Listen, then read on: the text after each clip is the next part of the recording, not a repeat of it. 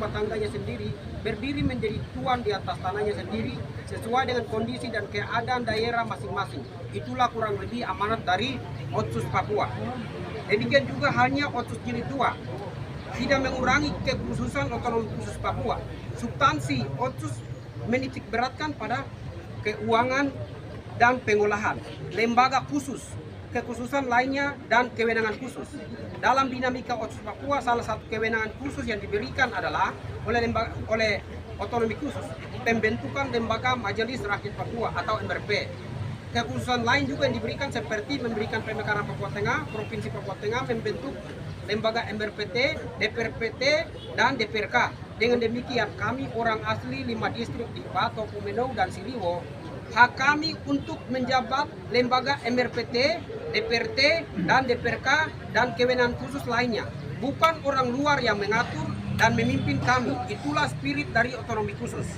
Dengan hadirnya Papua Tengah di wilayah adat Mepago, dengan Nabire sebagai ibu kota, panitia perekrutan MRPT Papua Tengah sudah melakukan tahapan seleksi, tinggal tahapan lanjutan.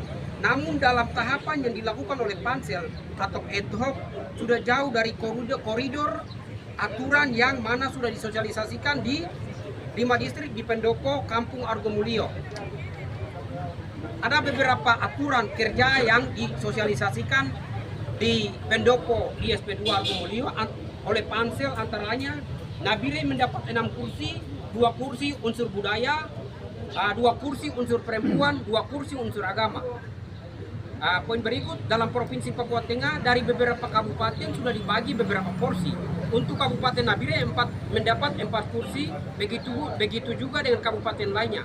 Kami masih ingat pada saat di Kampung Argomulyo bahwa Pansel mengatakan unsur agama 2 kursi, unsur adat 2 kursi, dan unsur perempuan 2 kursi. Maka secara idealnya 2 kursi untuk Nabire Gunung, 2 kursi untuk pesisir Nabire, dan 2 kursi lagi adalah unsur agama. Poin ketiga, juga pada saat sosialisasi di Kampung Argomulyo oleh Pansel, kepala suku serta tokoh dari 5 distrik bersepakat untuk memberikan rekomendasi hanya asli dari 5 distrik di Lembah Gunung, sedangkan distrik pesisir juga demikian. Selain di luar dari 5 distrik, jangan dikasih rekomendasi. Jika ada rekomendasi yang dikasih, maka kita menyatakan cabut. Adapun beberapa poin pernyataan keberatan untuk meminta klarifikasi atau menjelaskan dari Kesbangpol.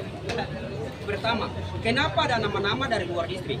Ini nanti mohon klarifikasi, minta penjelasan.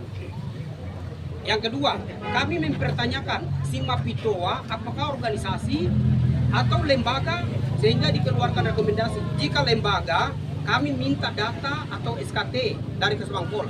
Lalu Simapitoa sebenarnya menjurus kemana dalam hal visi misi dan peran dan tupoksi kerja Simapitoa sendiri.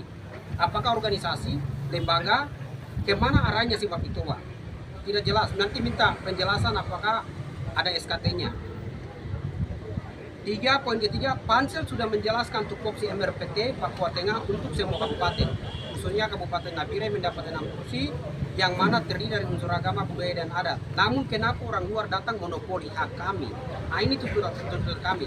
Kenapa orang luar datang monopoli hak kami? Orang dari 5 distrik. Ini hak kami. Yang poin 4, selanjutnya untuk ke depan, hal apapun jangan mengatasnamakan 5 distrik ataupun Simapitoa kalau Simapitoa masih belum jelas lembaga atau organisasinya. Kemana visi misinya? Ini kami masih mempertanyakan Simapitoa keberadaannya.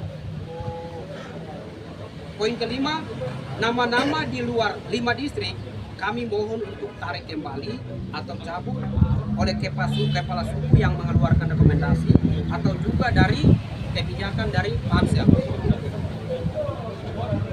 Ini penutup, walaupun kamu mempunyai hikmat, pengetahuan, marifat yang tinggi untuk memimpin negeri ini hampir mustahil. Negeri ini akan bangkit memimpin dirinya sendiri. Orang yang bekerja di atas tanah ini dengan jujur, dia akan menuju kepada tanda yang heran tanda yang heran yang lain. Tuhan memberkati. Demikian atas pernyataan kami, buat partisipasinya Tuhan akan memberkati. Nabire 16 Mei tahun 2023. Silakan.